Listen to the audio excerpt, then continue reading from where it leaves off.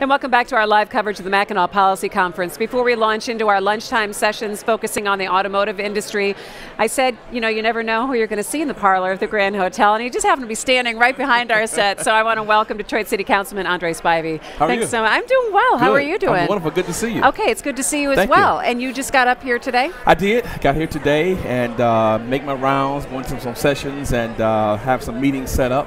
And this is a usual affair. Before I got on council, now that I'm on council, I had to be every year. So I'm looking forward to what's going to happen in the next few days. Okay, so when you say made the rounds and set up the meetings, you care to share what your focus is? Well, there are oftentimes you see these people here in Detroit, Metro Detroit, but you can't always get a meeting.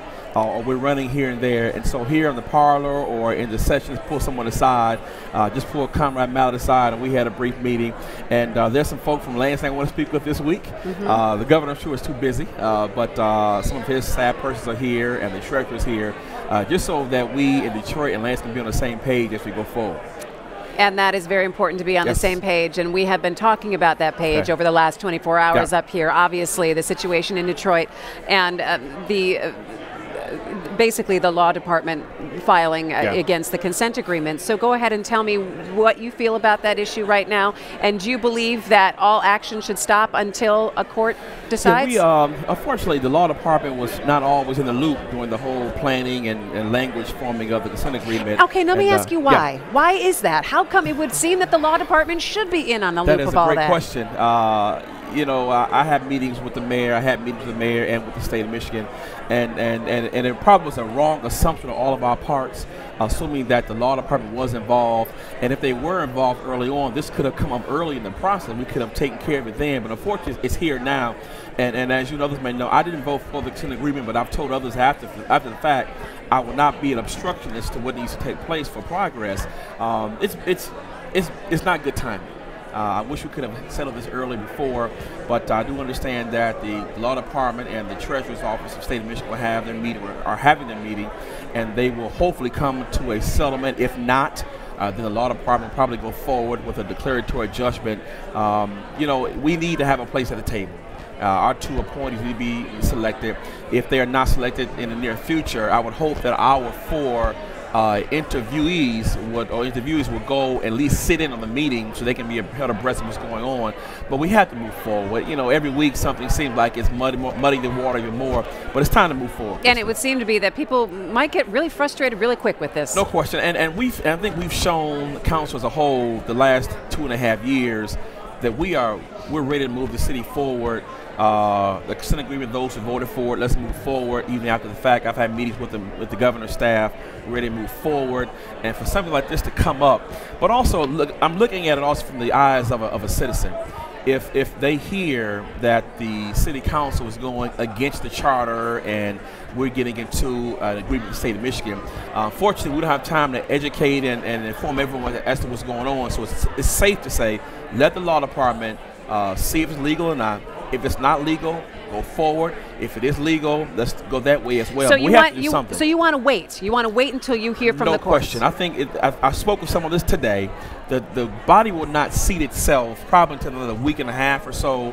And so I'm hoping that we can have everything fall in line before then to have have the law department get something from a judge, have our interviewees come back in, select the two, and get them at the table as soon as possible.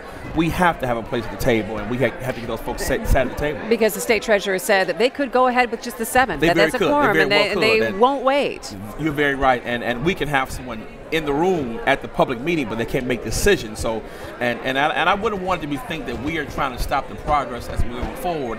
It was given to us as it was given to the mayor's office, but now with the new charter, the law department is kind of independent on their own right now, whereas before the mayor had say-so as to what the law department could do, but right now they are an independent entity and more of a checks and balance system for us. So right now I think the majority of council is saying better to be safe than sorry before we move forward. Talk to me a little bit about the budget process and where you are now. Sure. Council, we approved the budget May 24th, and I think by Friday the mayor can get it back to us with his changes and veto, and we have until mid next week to get it back to the mayor.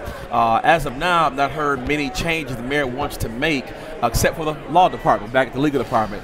Their budget was cut 50%, and they are already, behind the 8 ball as far as getting cases settled and resolved. And so to take half their budget away would be a tremendous downside for them.